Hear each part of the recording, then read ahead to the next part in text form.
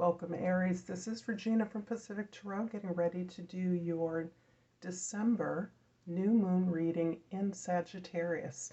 The new moon occurs on the 23rd of November, so this is part of the kind of blurry, bigger picture energy that we are beginning to correct and move into the end of the eclipse season. This is a general reading, so it may not apply to all of you. I do encourage you to check your sun, moon, Venus, and rising signs, or any other placement that's significant to you. If this reading does resonate, please like and subscribe to my channel and do all of the things that you do to support my work. I appreciate you so much for helping me to grow my channel. So let's get started, Aries, with your overall energy for this new moon in Sagittarius, which is going to be impacting your 9th house, the house of your higher education, religion, philosophy, spirituality. The 10 of Wands is showing me that you are releasing some onerous burdens and or responsibilities that you've been carrying for a long time. This attends to you for several reasons. One that is coming up for me right now is your desire to be caretaker, to provide structure and grounding to your physical environment or your working environment.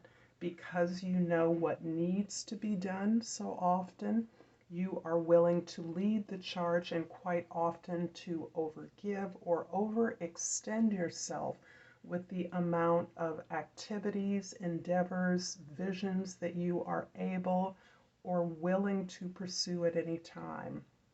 This card is indicating that it is too much. It is the end of the cycle of overgiving, of taking care of others, and you are closing out this habit, perspective, or responsibility. In your 10th house, the house of your social identity, the way others see you, we have the 8 of Swords. The 8 of Swords shows you bringing a lot of anxiety, a lot of desire to control, strategize, and plan these responsibilities that you hold on behalf of your community, your team, or your family. This is causing you to worry about the details, to get lost in activities that have already occurred or things that you are anticipating, most of which either has not occurred, is no longer in motion, or is something that you're agonizing about that may never occur. So this is very much about releasing your desire to overanalyze and plan, control every detail of your responsibilities. In the first house, we have the 6 of Pentacles.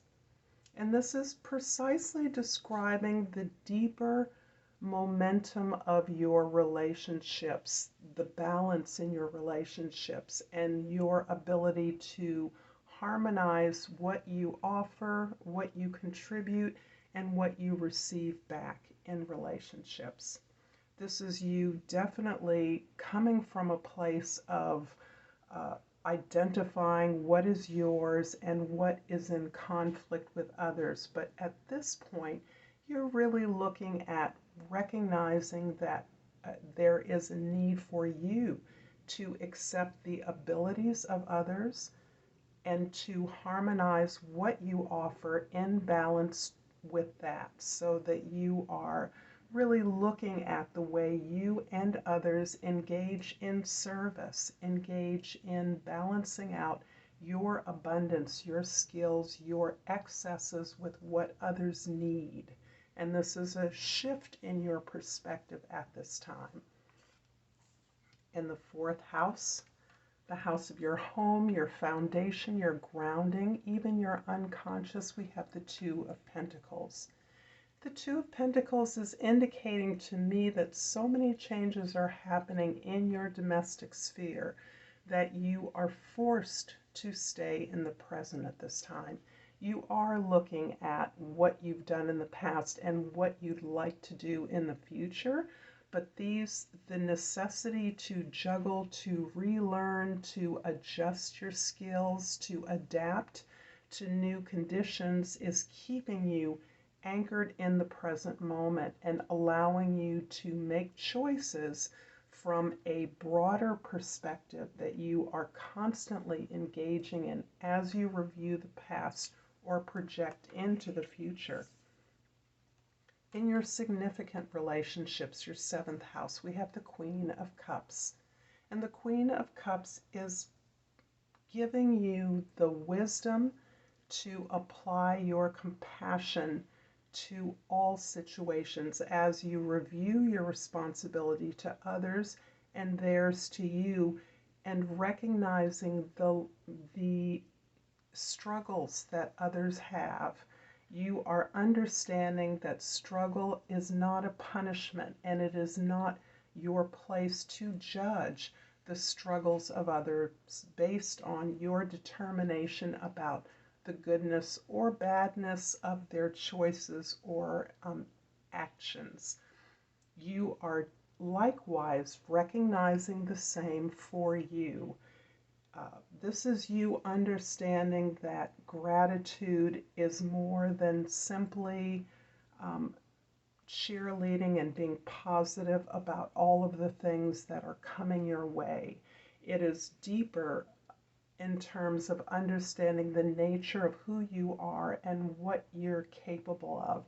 Your own ability to trust yourself and others comes from a sense of compassion for their struggles, understanding that all folks are dealing with the same ability to grow as humans, to understand who we are as humans best and what that capacity tells of our future, our vision of the future, what we can become and how we can serve.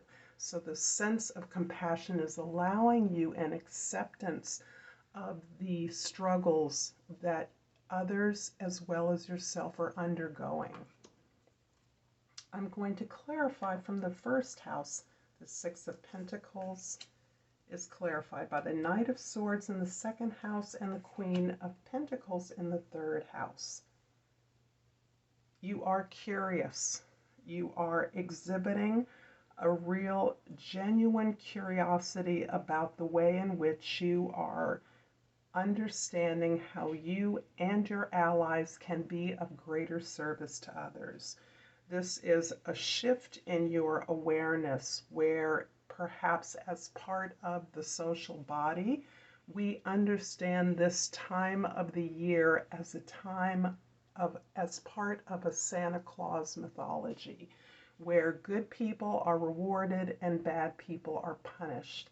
Certainly, our understanding of the world contradicts this mythology. However, there is some part of all of us that wants to believe this simple, simplistic view of actions, rewards, and punishments.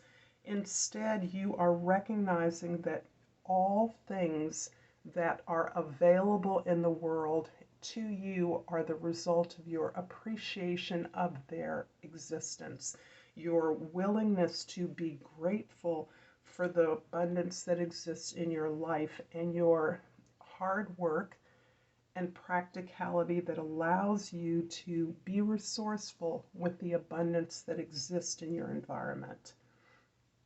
The Two of Pentacles in the fourth house is clarified by the Temperance in the fifth house and the Four of Cups in the sixth house. As you are continuing to balance out the various resources, the actually abundant resources that you recognize in your life, with those talents and capacities within you that are allowing you to balance your healing, your growth, helping you to regulate pace your vision, the growth of your vision, and understand how your healing, your ability to attend to those things that need correcting, support, impacts upon your community, your friends. There is also this sense that what you are being given is somehow disappointing to you, is somehow not exactly what you thought it would or should be. And this is part of you releasing and recognizing that we are moving beyond this mythology of good and bad, this stark sense that good is rewarded with material prosperity and bad is rewarded with poverty and shame. As you come closer to an understanding that all of the abundance, all of the desires that you are practicing in your fulfillment, in your spiritual practice, in your alignment with who you really are, is really coming out of your ability to recognize that no one understands you, your needs, your desires as you do, and that you are actually the one who is making these gifts and abundance available, recognizing the opportunities in every circumstance is this capacity to stay grounded and a foundation for your spiritual, emotional, and cultural growth. This is really aligning you in your practice to build more expansion so that you are understanding again that you are the one who recognizes the opportunity and hence gives yourself, acknowledges, recognizes, allows the abundance to enter into your growth and development. The Queen of Pentacles in the 7th house is clarified by the Moon card in the 8th house and the 3 of Cups in the 9th house. The Moon is that place where we necessarily exist in our dream life, in our meditations, in our prayers. This is you aligning yourself with all of the invisible forces and energies that guide you. May this be from your ancestral heritage, your cultural background, literal ancestors that you have known or that preceded you. This is a place where you are able to go and ask for the support that you need, and it is provided for you. In fact, this card indicates that you are supremely protected and guided, and that it is available to you to consciously seek the support and the answers that you need. You are moreover celebrating the support that exists for you. This support can be intimate, this can be support from distant friends or relatives, contacts. This is more about your ability to be vulnerable with a certain set of associates and to help each other through your trials and tribulations, so that the ability to trust and to trust the self in these relationships, also the opportunity for you in particular, Aries, to be the one who is trusted, is something that you celebrate as immensely valuable to you. This is really the goal in your life at this time. Your friends, your peers, your relatives, your siblings, whoever it is that is there for you, is something that you are recognizing is a value beyond measure. You're a highly capable person, and it is very difficult for you to have the space and the trust to be honest with others about yourself. The Eight of Swords in the 10th house is clarified by the Nine of Cups in the 11th house and the Three of Pentacles in the 12th house. There is so much gratification and satisfaction that comes to you from your ability to work with vast segments of our society. You are active, you are an activist, you value your connections with those who you may not be in physical presence with, but who you are in community with. And this community is expansive, reaches across the globe. This ability to share your ideas, to support others at a distance as part of a one world is immensely gratifying to you, gives you a sense of contentment and happiness as you are able to balance out your resources and recognize the humanity in the circumstances of all others who you are interacting with. You are actively collaborating, planning collaboration. This is your next move. As you recognize the support you have, you are now moving that support into a place of active and creative collaboration towards elevating some service or product to a level of quality or of value that exceeds what you've done in the past. I'm going to clarify this reading with a Flora and Fauna of Africa cards. These are oracle cards that talk about the species of plants and animals in Africa, in keeping with my theme of the motherland, Mother Earth. And the card I pulled is the butterfly. Naturally, the key word is transformation. And there's also a plant called Yesterday, Today, and Tomorrow. And the plant is called a Brunfezix. I will read you because I'm unfamiliar with the title of the plant. Change is necessary for growth. With every transformation, you are evolving into your best self. Allow yourself to flow and grow freely. I'm going to leave this here, Aries. I hope this has been helpful. Thank you so much for your time. Until next time, Namaste.